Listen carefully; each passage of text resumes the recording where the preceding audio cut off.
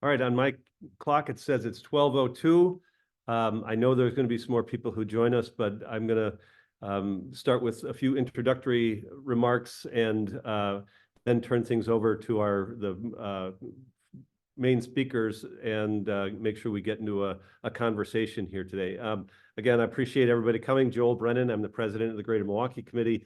I want to welcome people to a conversation about an issue that, as a longtime student of public policy, certainly fascinates me around Wisconsin's legislative maps and the potential impact on civic engagement, public policy in Wisconsin. We put this conversation together a couple of weeks ago because this issue is certainly moving quickly in the state of Wisconsin. There's been lots of activity, but it became even more timely just a few days ago with the passage of new legislative maps by the Wisconsin State Legislature that had been proposed by Governor Evers. Governor Evers has indicated that he's likely to sign these bills as of noon today. I have not seen any indication that he has done so already. He has until Tuesday of next week. I think what happens when a bill passes in Wisconsin is that while they're in session, the governor has 6 days, absent Sundays, in which to veto or sign the legislation, or it becomes law without his signature. So he has until the next Tuesday in order to sign that law. A couple of basics for us to start with today, because we're going to talk about some things that have complexity to them. We're talking exclusively today about the Wisconsin State Legislature. That's 99 members of the State Assembly, 33 members of the State Senate. Each State Senate district includes 3 assembly districts. When you're talking about maps, redistricting occurs following each decennial census. So the last census occurred in Wisconsin in 2020. Current legislative maps first utilized in the 2022 elections. That's about where the simplicity ends in the discussion and why we have an expert here to make sense of all of this for us. But much of this debate goes back to the incredibly consequential state of Wisconsin elections in 2010, which really saw a sea change here in Wisconsin. Democrats had Jim Doyle as governor, majorities in the state assembly and the state senate heading into the fall elections in 2010. The Republicans swept those elections.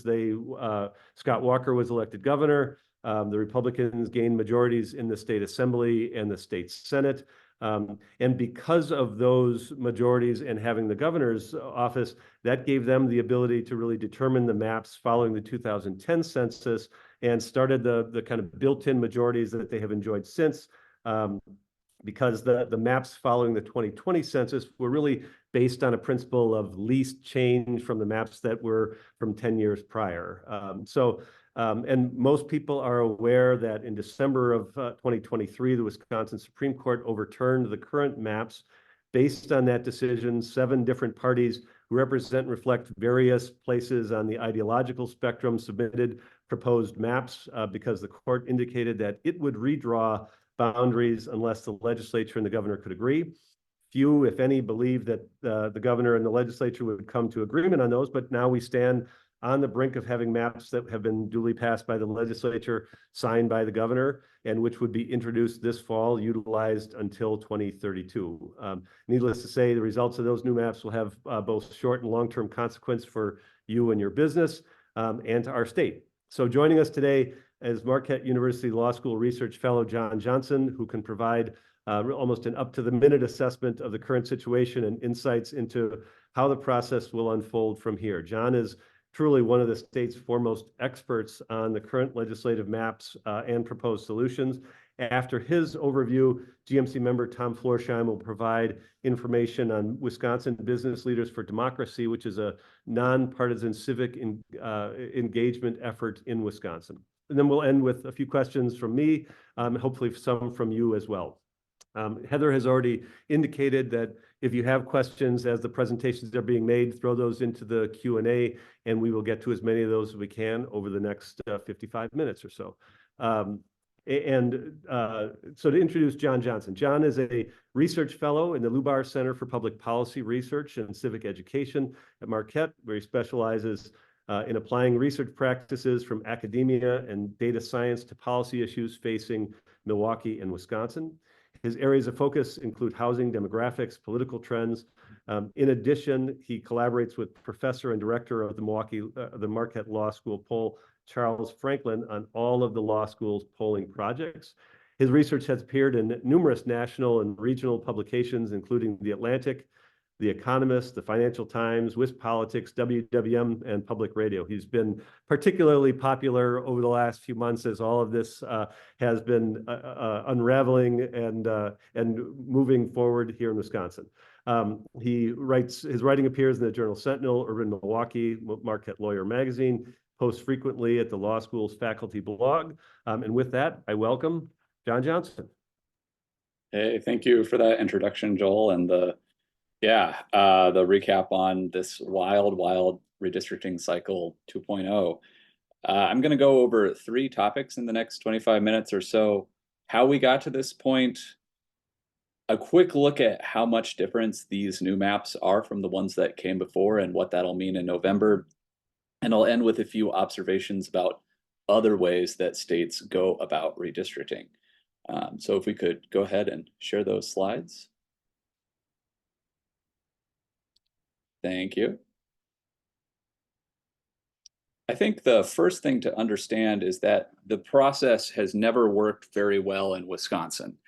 To really understand modern redistricting, you got to go all the way back to the 1960s. Before then, some states just wouldn't redraw their lines at all. This came to a head with the state of Tennessee, which drew new maps in 1901 and didn't update them for the next 50 years. So they reached a point where some rural districts had 10 times fewer people as some of the more urban districts had grown to be.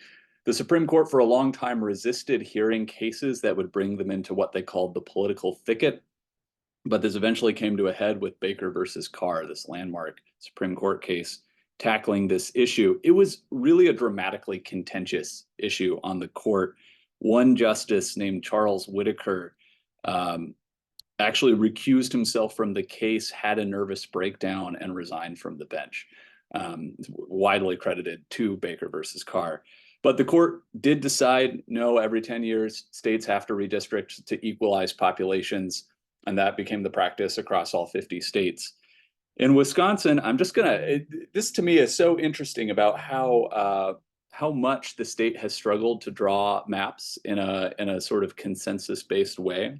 So in the 60s, the Wisconsin Supreme Court had to draw the maps after a Democratic governor vetoed the Republican legislature's maps.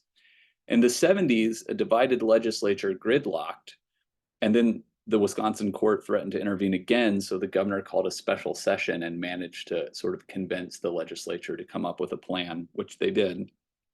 In 1981, the GOP governor vetoed the Democratic legislature's maps, and so a panel of 3 federal judges intervened to draw them. Then the 1982 election resulted in a Democratic trifecta, which then drew a second set of maps for the decade that were first used in 1984 through 1990. In the 1990s, a GOP governor vetoed Democratic legislative maps again, and so 3 federal judges drew replacements. In the 2000s, a divided legislature couldn't agree on maps, and so a panel of 3 federal judges again drew the maps. There was some concurrent litigation going on at the Wisconsin Supreme Court level, but they deferred to the federal courts at that time. Then, as Joel mentioned, in 2011, we had a Republican trifecta, which drew the maps we're also familiar with. And that brings us up to the 2020 cycle, which is really 2 cycles in one. So first, the legislature passed maps, which were vetoed by the governor. This is in the autumn of 2021. The Wisconsin Supreme Court ruled that they, not the federal courts, would draw the new maps. And they announced that they would choose the maps using a least change principle. They'd be looking for the maps which were the most similar to the ones passed in 2011. Evers drew a new least change map that he submitted to the court, while the legislature simply submitted their own original plan without changing it to further meet the court's stated criteria. And in fact, the Evers map moved fewer people from one district to another. And so for that reason, the Wisconsin court initially chose Evers' map at that time. But then the federal Supreme Court reversed that Wisconsin Supreme Court decision based on federal civil rights law grounds, which get quite tedious and complicated, but are one of the few ways that the federal courts can intervene with a state redistricting process. In response and running out of time before the 2022 election, the Wisconsin Supreme Court simply reverted back to their sort of second choice, that plan originally drawn and passed by the legislature.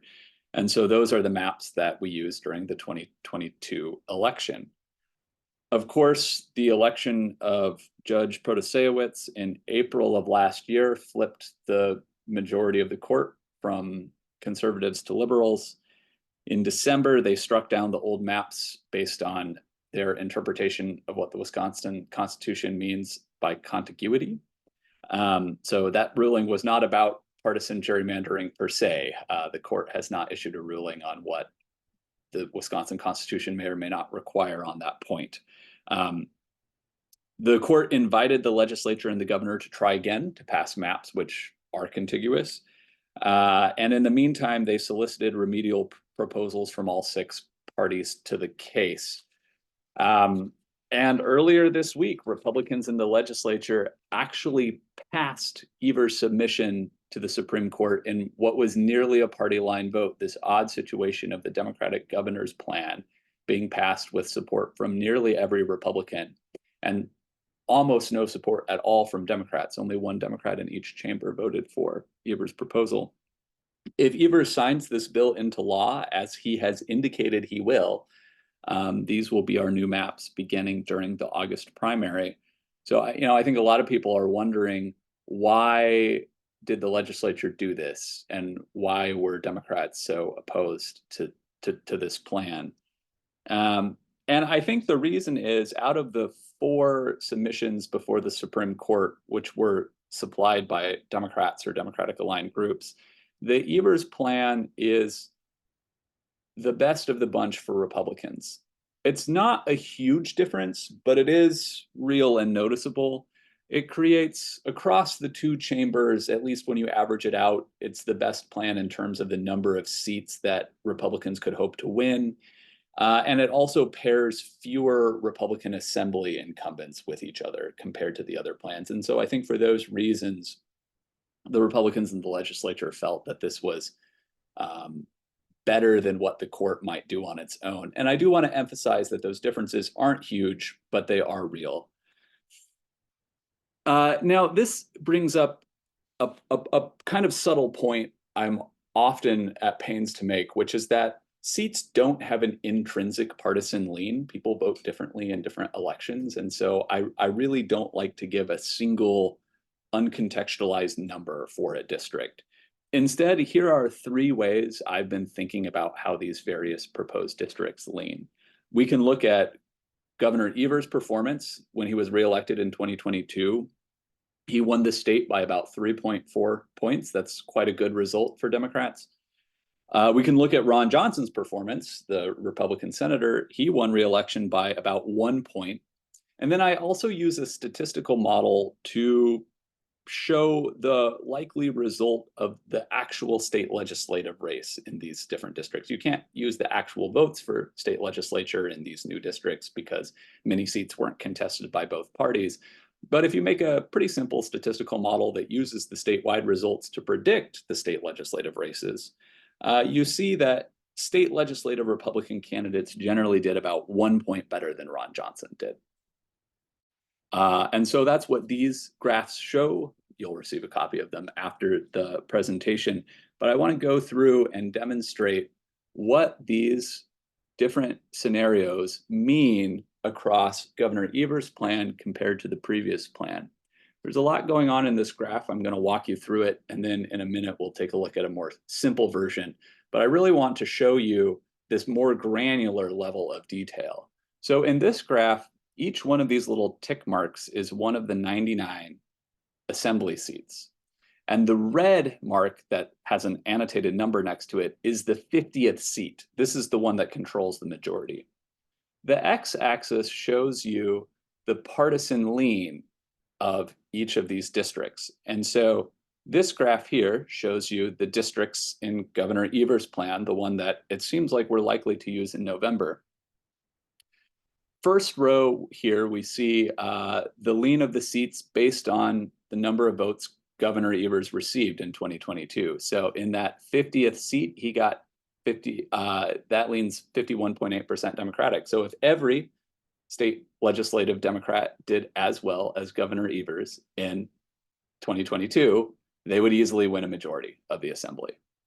Now, down here, we see how well Evers did in that 50th seat under the previous map. And that seat was still 54.4% Republican. So you see that large difference there. We can look at it in terms of Ron Johnson's Senate margin. And in that case, you know, Ron Johnson, he actually won a majority of 50 seats, even under Evers' plan. So if Republicans did as well as Ron Johnson did in 2022, they'll keep control of the assembly. And in fact, at least in 2022, Republican legislative candidates did a little better than Ron Johnson, which is what this line here shows you, 52.6% for the Republican candidate in the 50th seat in the assembly. Here's the same style of graph for the state Senate. Now I'm showing you the 17th seat. That's the tipping point seat that would determine majority control of the chamber. And you see a very similar pattern where Evers himself did well enough to win a majority in all of the seats in his proposed map, the one that the legislature passed. Ron Johnson also did well enough to win a majority of those seats. And usually the Republican legislature did a little bit better than Ron Johnson, but it's close. You could easily imagine either party winning under this scenario. So, you know, I'm not yet at a point where I'm forecasting which seats are competitive, which lean Republican, that kind of thing. But to give you a nice sort of simple model, what I've done is I've taken all the seats, in this case in the assembly, and I've said, all right, how many of them have a double-digit Republican lean, double-digit Democratic lean? We can call those safe, I think. And then how many have a single-digit Republican or Democratic lean? And this is just a simpler way of showing what we were just looking at, that the majority is up for grabs in any scenario under the Evers map. So this line here is the number you got to get to. You can see that whether you're looking at my modeled legislative vote, Ron Johnson's vote, or Governor Evers' vote, no party is getting to that in safe seats. These more competitive single-digit seats are going to make up the difference. And that's true in both the assembly, which we see here, and in the state Senate, which, whoops, come back to that, which we see here. So here's the same graph for the assembly where the number of seats a majority party needs to win is 17. All right, and let me show you where those are on the map. So this is looking at the state assembly. We have the new version of these maps, the one that Evers proposed here on the left, and the old version that we used in the 2022 election here on the right. For Democrats to win a majority in November, they need to win all 42 of the dark blue seats shown here, all 4 of the light blue seats, the one that lean towards Democrats by single digits, and then they need to win 4 of the 7 orange seats. And the easiest place for them to do that would be the 61st district, which covers Greenfield and Greendale, the 89th and 88th districts in Green Bay, which you can see here, and then either the Wausau district, the 85th, or this one over by the Twin Cities, the 30th. The place where the Evers map makes the most changes is the greater Madison area, by which I mean everywhere from like north of Madison all the way down to Janesville, Beloit. In the old map, there were 11 Democratic leaning seats. And in the new map, the Evers map, there are 16. So that's where the biggest action is at in terms of changes in this map. You see an increase of 1 Democratic leaning seat in the Racine-Kenosha area, 1 in the Milwaukee Metro. The Milwaukee districts changed very little because the goal of these map makers was to leave those unchanged, because those are the seats in the city of Milwaukee that come under federal civil rights law. So by leaving those unchanged, the idea is that it won't give the federal courts an opportunity to get involved. We also see an increase of one Democratic leaning seat in the Fox Valley, one or two in the La Crosse and Eau Claire areas, and then of course the creation of this Democratic leaning seat in northern Wisconsin that stretches all the way from Duluth to Ashland. The state Senate is pretty interesting because it shows that really control of the state Senate is probably going to come down to the Milwaukee suburbs in a pretty explicit way.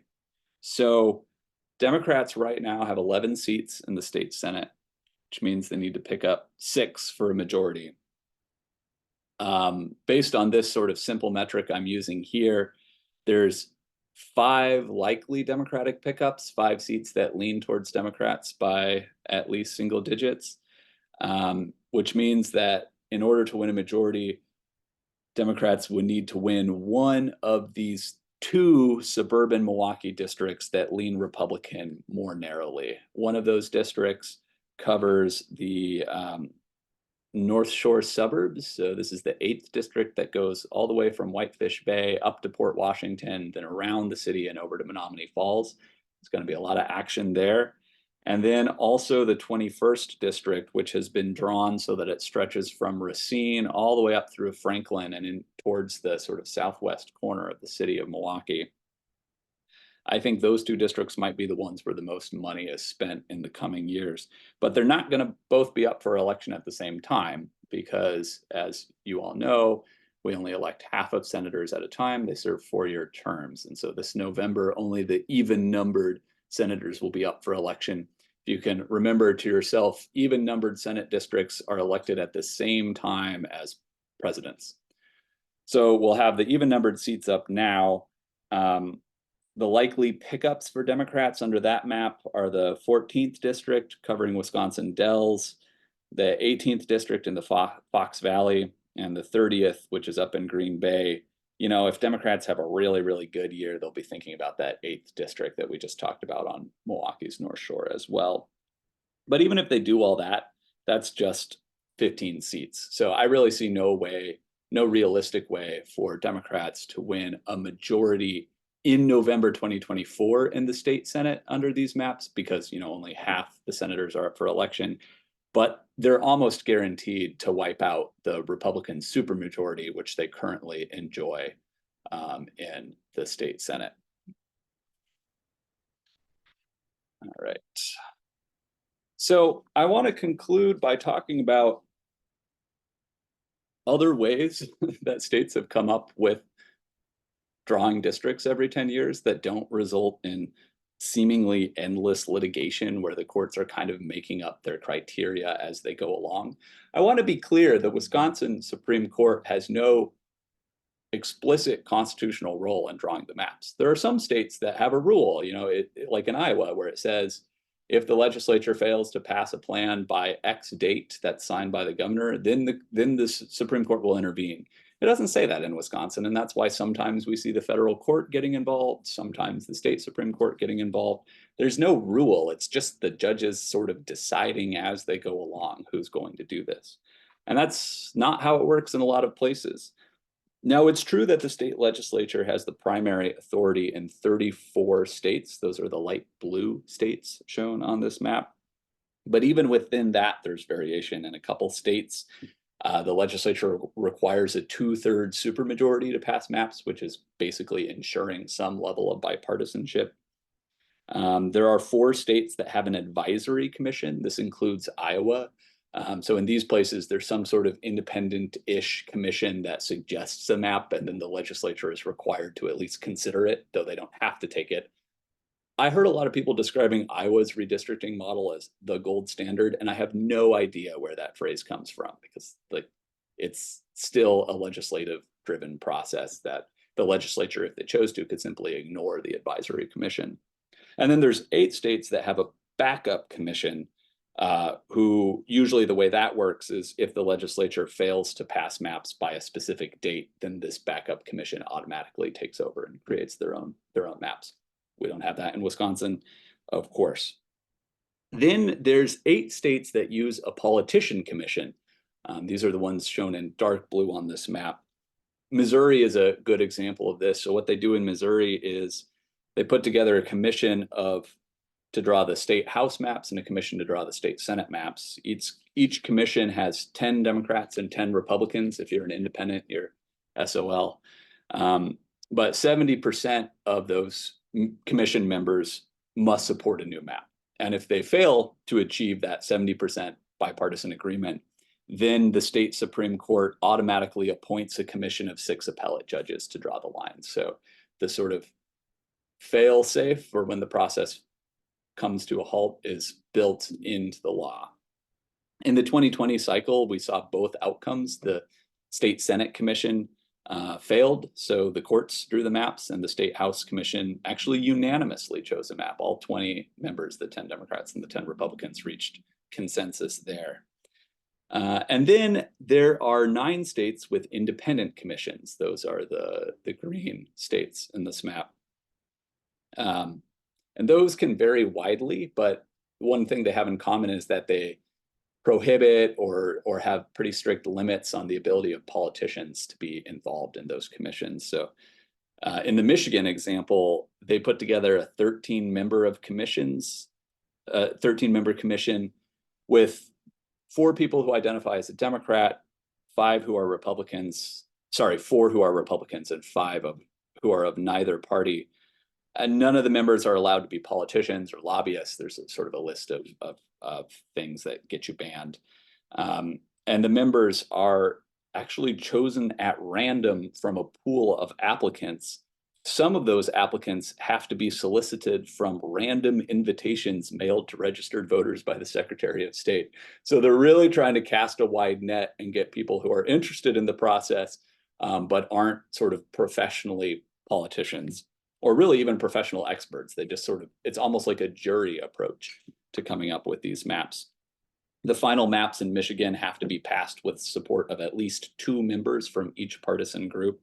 And then there's a long set of tiebreakers if they fail to do that.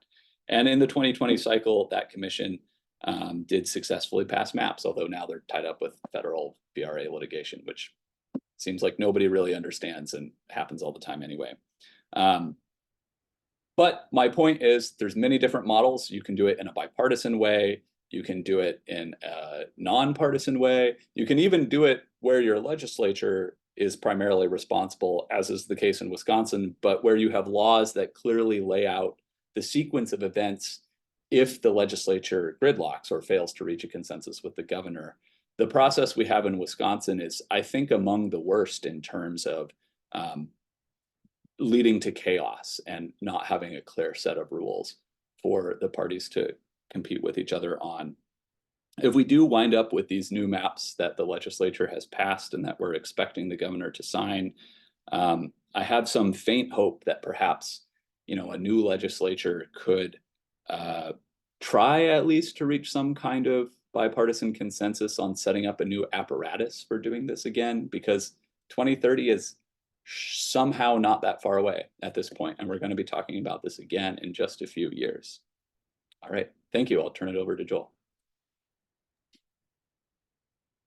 Thanks, John. And that was fascinating. And just the fact that you can already start to offer up views on what will be, where things will be most competitive and how the landscape can change dramatically in terms of one party's majority or the other. And, for those of us on the call, there are all, lots of people here who are sophisticated, involved in the public policy process. Immediately, that means dollars that will be focused on those particular races, both in this cycle and in cycles to come. So just really fascinating. I'm sure it had people likely have some questions that they have from that. Before we get to those questions, though, we're going to have our GMC member, Tom Florsheim, just provide a brief overview about how he and fellow leaders are advancing nonpartisan democracy through civic engagement in Wisconsin. Tom's the chairman and CEO of Waco Group, a principal of Wisconsin Business Leaders for Democracy, which was organized to support free, fair, and honest elections. He's been doing that work and in fact has some stuff that they've been doing in preparation for the April elections coming up very shortly. So Tom has a few brief slides and then we'll take questions from people for both. So Tom, I turn it over to you. Thanks, Joe. Good afternoon, everyone. I am going to talk about civic engagement this afternoon, and with the new maps that we just heard about, many more people are going to be voting in competitive districts this fall than we've seen in an awful long time, which makes voter turnout more important than ever. I'm going to talk about how companies and other organizations can encourage their employees to become more civically engaged. But first, what I'd like to do is tell you a little bit about Wisconsin Business Leaders for Democracy. And in order to do that, I have to get the slides back up. Heather, can you?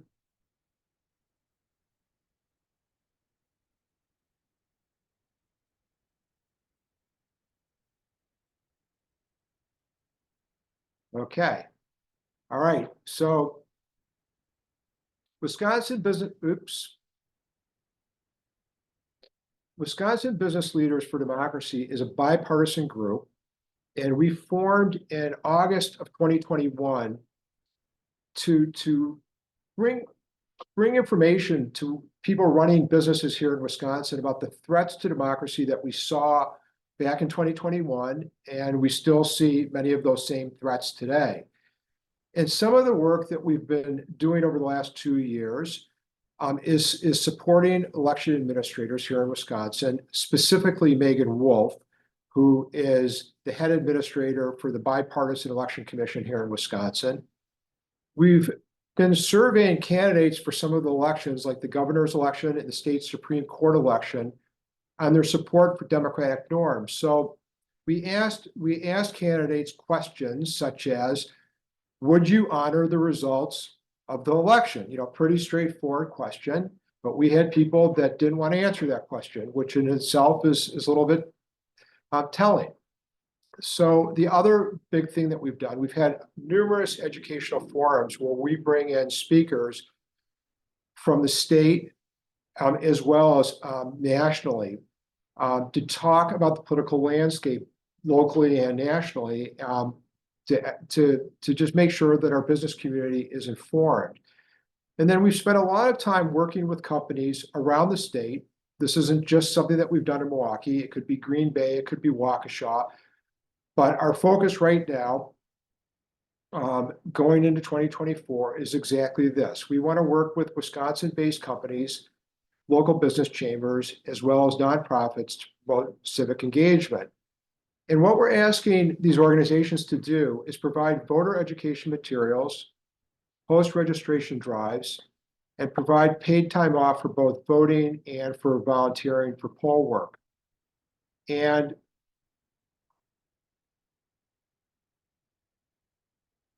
I'm sorry, this isn't letting me move the screen forward.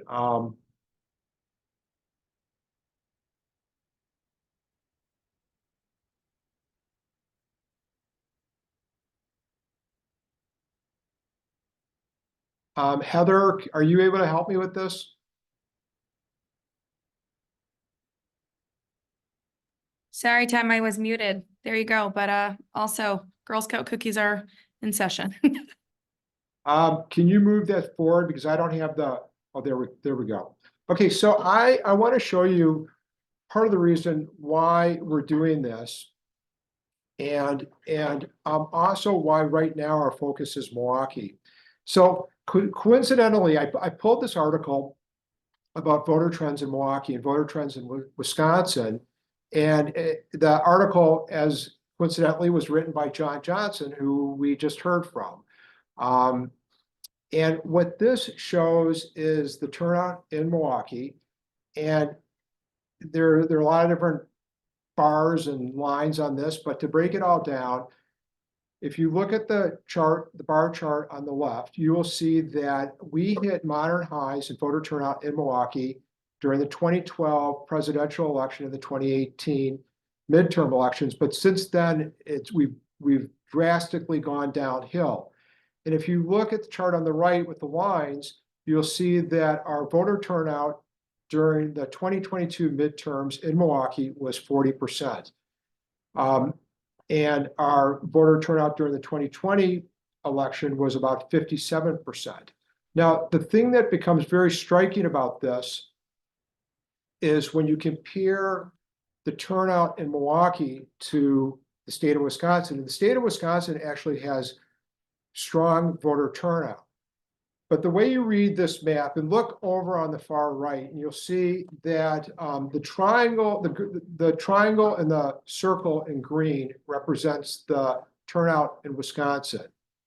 And if you look at the last two elections, the 2020 presidential election, which is the triangle, and the midterm election in 2022, which is the circle, you'll see that turnout in Wisconsin was something like 77% for the presidential and about 57% for the midterms. And then if you look at the red triangle and the red circle, that's the Milwaukee turnout. And the takeaway here, the important takeaway, is that there's a 16-point gap in both of those. And that gap is striking, and it's a bit scary. And that is the biggest gap that we've had between Milwaukee turnout and Wisconsin turnout since people started to be able to vote at age 18, which was in 1972. So, you know, that is a big contrast. And so what we've done is we've created a civic engagement toolkit that's very, very simple for companies or other organizations to use. You know, typically this is handled by the HR departments. And what it is, and I'm going to show you some examples in a minute, but what it is ready to go emails where literally the only thing a company has to do is fill in their company name. And it has a whole schedule of when you send these emails about various aspects of voting. And I'm gonna get into that in a second. But the emails talk about things like creating a voting plan, the information about how to vote early, and then also reminders about when to vote if you're going to vote in person. And we are also encouraging companies to give their employees paid time off to vote and to work at the polls. And the reason that we're doing this is when you think about a couple that are both working full-time with kids at home, it is very challenging to find a couple hours to go and vote when you have to get home from work and feed the kids. And so, you know, in the US, we don't make voting particularly easy. A lot of countries have a holiday on the day that they vote, or they allow weekend votings, but we obviously don't do that here. And so we have found at Waco Group, and I'm going to talk about other companies that have initiated some of these programs, that if you give people a couple hours off, it makes it a lot easier, makes their life a lot less crazy. They can go and participate in voting. Same thing with the polls. You know, it's almost impossible for people to work at the polls unless their employers give them time off that's paid. And you can work at the polls for a half a day, or you can work at the polls for, you know, the whole day. And you know, one of the things that I found is, you know, you hear a lot of people talk about the integrity of our elections in Wisconsin. I worked at the polls during the 2022 midterms and was very, very impressed with our systems here. And if anybody has doubts about the election system here in Wisconsin, I would encourage you to go work in the polls, because you will be, I think, impressed as I was. The other thing that I just mentioned is, and I feel a little silly about even mentioning this, but because we do live in such a polarized environment, this toolkit is just about how to vote. It has nothing to do with who to vote for. So if you go to our site, and I'm going to show you how to get there in a minute, this is what the Civic Engagement Toolkit looks like. And basically, it's a series of emails that, in the case of the April 2nd election, and that's what's sitting on the site right now, but we will continue to update this as we go through the year with the different elections. But what this shows is 5 weeks before the election, an email should go out that talks about just making a plan to vote. And I'm going to show you that email in a second. But you know, what's obvious to a lot of people on this call is how to vote and all the details around voting. But if you're a young person and you haven't voted before, or if you're from a family that it's not a priority in the household, all of this stuff can be a little intimidating and needs a little bit of explanation. And that's what this toolkit does. And it makes it extremely easy for any organization to make their employees more informed. The second email is about how to vote early. The third email is for people that vote in person, just a reminder that they should vote next week. And it's all just very basic stuff. And there's some information here about how to sign up to work at the polls as well. So this is the first email in the toolkit, and I split it in half, and I'm getting near the end of my slides here, so I'm almost done. But the first email, as I mentioned, is about making a plan to vote. And it starts out by just giving some basic information about, like, when is the election taking place? April 2nd. Who is going to be elected in this election? The county executive, the mayor, presidential primaries. And then there's a little bit of just very basic information about why do we vote in the first place? And says in this email that you have the ability to shape the world we live in by casting a ballot. And so all this stuff, again, is very, very basic, but it's very important. And so the first step in making a plan to vote is figuring out if you're registered to vote. And this tells you how to go to a site to see if you're registered, and if you're not, what you do to register, what you need, valid ID, proof of residence. And then there's actually a sample of a ballot that's on the next line. And so if you've never voted before, it can be a little bit intimidating. And this shows you what the ballot's going to look like when you go into the ballot box to vote. And that's a very helpful thing to first-time voters. And so this just goes on and on with just extremely basic information about making a plan to vote. So we've used this toolkit at Waco Group for the past several elections. And we've received a tremendous amount of positive feedback from our employees. We have a lot of young employees, particularly in our distribution center. And when we first did this several years ago, we registered people on site and signed up a lot of new voters. And we continue to do that to today. And other large companies in Milwaukee, or I should say larger companies than us in Milwaukee, such as Manpower, also are doing this. They started Operation Civic Duty in 2020 to encourage their employees to vote and to give them basic information. And they've also seen very positive results. And so we've had, we have companies, a number of different companies that have signed up to do this. I think that all of them have had positive experiences. And I don't know if I mentioned this earlier, but we can also assist you in doing on-site registration. And our goal here is to make it very, very simple for employers or in any organization to do this in a very turnkey way. And this is a QR code that will take you to our site, wibusinessfordemocracy.org, and that will take you to where the toolkit is. And also I put my personal email up there, tomflorsheimjr@gmail.com. So if anybody has questions or they want to reach out, I'm happy to set up a call with you. And again, our goal is just to make this very easy. We think it's very important that we get more civic engagement in the city and elsewhere in the state. So thank you for listening to me today, and I'm going to turn it back over to Joel for Q&A. Thank you.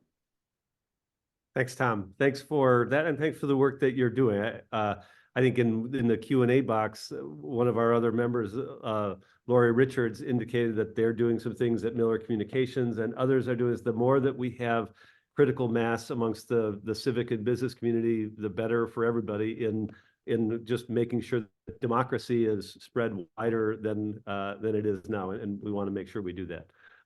There's a couple questions that have come in, and we'll start with those. John, the first question was for you. The Supreme Court got involved in one version of the maps that were the result of the 2020 census. And there's some discussion now, and maybe even broader than just the Supreme Court. The question was, could the Supreme Court be involved? But even broader than that, because part of the reason the Democrats have said they didn't vote for this was that there's some grand plan that somehow the Republicans will, as soon as this is passed, be able to take this to the courts. Just give an assessment. One, could this ultimately end up in the Supreme Court? Two, from experts, your own opinion, how ironclad would these maps be if the governor does indeed sign these and they go into law? Right. Yeah, it's a good question. I'm not a constitutional scholar, but I do work with some of them. And so we've been having conversations about this. And so we can sort of take, when we think about legal challenges, we can take federal and state challenges in turn. And the federal challenges, there's really only two avenues, it seems. One is the Voting Rights Act. So there's a lot of sort of hard to understand, constantly changing case law around the extent to which you can and cannot consider race when drawing districts. In some circumstances, you have to do so to some extent, but you're limited in the extent to which you can do so. And it's that rule that got Eversley's change map thrown out by the federal Supreme Court. There was a lot of litigation over this, even in 2011, that led to, I believe, an additional majority Latino map district being drawn in the city of Milwaukee. And essentially, the Evers map, along with the other maps before the Supreme Court, leave the city of Milwaukee districts where this law applies unchanged, both from the map we used in 2022, which was in turn basically unchanged from the map in 2011. So it seems like that line of litigation wouldn't really go anywhere because these maps are consistent with what we've had with what the courts seem to have been fine with in the past. The other kind of federal litigation that I've heard discussed is more of a long shot, and it's about if Judge Protasewicz should have recused herself. And this is something that the court, I suppose, you could imagine them intervening on. But actually, because these maps have been passed by the legislature, and if they are signed by the governor, it makes that a moot point, because we would be using maps that were implemented by statute and not by court decision. I should also say that as regards this fear that some Democratic legislators were expressing that somehow passing these maps would make them more vulnerable to federal court intervention, the Supreme Court has shown itself to be equally willing to interfere on VRA grounds with a map passed through a legislative process or imposed by a court. So there's simply no reason at all to think that legislatively passed map would be more susceptible. We saw 2 years ago that the Supreme Court was perfectly willing to intervene on those grounds with a court-drawn map or court-chosen map. And then as far as state litigation goes, this is a question I've gotten as well, which is what's to stop the state Supreme Court from simply, reversing its mind if the court flips control next year, which could happen. Brad Schimmel, the former Republican Attorney General, has already declared that he'll be running and trying to flip the balance of power on the court. And I think that's quite right. And, if we get a court-drawn map here, I see no reason why a future court couldn't simply pick another court-drawn map. It'll be much harder for them to do that if it's a map that was actually passed by state statute into law. It's harder to reverse that than it is simply a previous court decision. Okay, I worked for the governor. I know him to be generally a man of his word, but there's always ways that somebody, that maybe this is not, somebody could say this is not exactly the thing that he does. Let's say Tuesday comes and he announces surprisingly that he's vetoed these. Give us just a little, that's what you were expecting up until just several days ago. What happens from there? What would the next 30, 45 days look like? Because the clock is running. There's a March 15 deadline really to get the state maps. What would happen in that period of time? So the Supreme Court has said that should the legislature and governor fail to pass a map, that they'll impose a remedial map. They're not limited to the maps presented to them by the parties. They could instruct these consultants they've hired to modify them or sort of blend them in some way. But I think based on the content of the consultant's report and the criteria that the justices laid out in their December ruling, I would expect some version of one of the 4 maps that's been put forward either by Evers, the Law Forward progressive law firm, the Senate Democrats, or the Right petitioners, one of those 4. And again, of those 4, Evers' proposal is probably the least Democratic leaning, which is why I think some Democrats are hoping he'll veto it so that, in their mind, the court would pick something even better for them. I don't know if that's true or not. Okay, one more, and then I've got a question for you, Tom. But we're not asking you to be Nate Silver, but you already said that that you don't see the Senate flipping this fall because of the fact that only half of them are up, and the ones that are up, not enough of them are winnable for the Democrats. Any notion? All of the assembly seats are up, all 99 seats, and there's enough of those that are in play, and you identified what some of those are. Any early notion of where you think things might end up in the fall? I mean, closer than what they are, the 64-35 majority now, but where would you say that they might end up after November in the assembly? Yeah, so I don't like predicting the future, but I do like talking about the past. So I'll say in the 2022 election, if those races had been run in basically with the same dynamics, just under the Evers maps, you'd be looking at, I think probably 46 seats for Democrats in the assembly. You need 50 for a majority, somewhere around there. But 2024 is going to be different, and I think it's a good exercise for the listener to think about the ways in which it'll be different. You'll have a larger electorate in a general election for the president, and if there's a more competitive map, perhaps the Democratic Party is funding campaigns better, perhaps recruiting higher quality candidates. There's any number of ways that this could be different. There's going to be a lot of seats where there's no incumbent running, which changes the dynamic somewhat. Incumbency advantage is much diminished, but it is still a thing in Wisconsin. It's worth a couple points at the margin, I'd say. So I expect a vigorously contested election year by both parties in a way that I've never experienced in Wisconsin. We may see much more engaged partisan primaries, and much more active partisan primaries than what has been the case. Has been oftentimes I've said to people for a few years that a lot of policy is made in like the Republican primary in various seats, because oftentimes it's a safe seat, but they're choosing between a Donald Trump Republican and somebody else. So that may be some of what we see as well. And one other thing I guess I would note, by securing the maps now, as opposed to waiting even another 4 or 6 weeks, it allows the parties to start to get those things organized. You do need candidates, they need resources. So all of that stuff happens starting now, as opposed to later, if the governor indeed signs these maps. Tom, a question for you. I know that's come up in the work that you're doing. I think you have tried truly to be nonpartisan, bipartisan. You have people who have, voted in all stripes, but I don't think you can do anything now around public policy and not be seen or not be accused of slanting one way or another. How do you, in the Business Leaders for Democracy, what pains do you take, or how do you try to make sure that what you're doing is truly nonpartisan around civic engagement and not around one party or the other? Yeah, no, Joel, thank you for that question. Because that has been an ongoing thing that we've been thinking about. And really, since the founding of the group, we've been mixed. We have several people that had, up until the recent times, never voted Democrat. So we have several Republicans on the group, one who actually worked in the Bush administration. And we believe that in order for our group to be credible, we need to have a bipartisan group.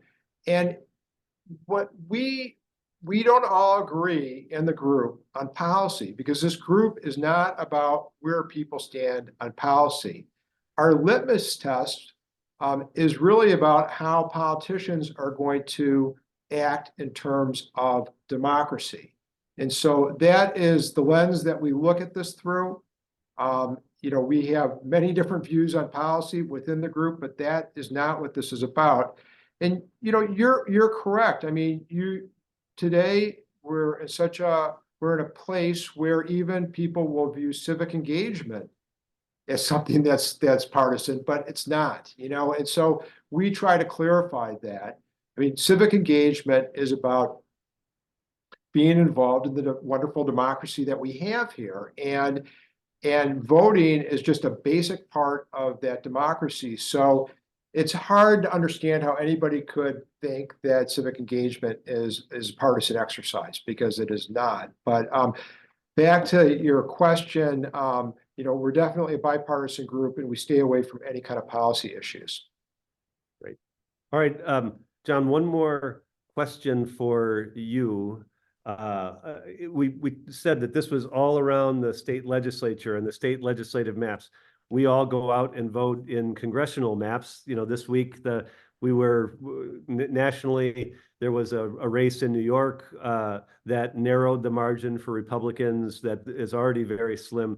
But the stuff we're doing and what Governor Evers is signing has nothing to do with the congressional districts, the 8 congressional districts in Wisconsin, but there is an effort around that. Do you want to just give people a brief outline of what's happening there, whether that may or may not change between now and November? Yeah, so as we may have forgotten, so the congressional maps we have now, going back to that original round of 2020 redistricting, are actually from the Evers lease change proposal. The Supreme Court didn't throw that out. They only reversed the Wisconsin Supreme Court on the state legislative issues. So the congressional maps that are in place now do not have the contiguity issues that led to the Supreme Court ruling the current state legislative maps unconstitutional. That ruling has nothing to do with the congressional maps, although the court did sort of, at the same time that they put out this contiguity related ruling, reject the previous reasoning of the court around lease change. They said they wouldn't use a lease change framework in choosing new maps.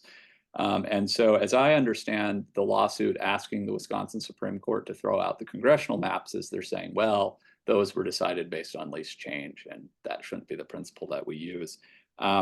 I don't have any particularly good insight into this, other than just to say there is not much time to get new maps. And, you know, I haven't really heard even gossip about, you know, the court taking this up. Maybe they will, maybe they won't, but the timeline is so demanding that I think it would be very difficult to do that in a responsible way.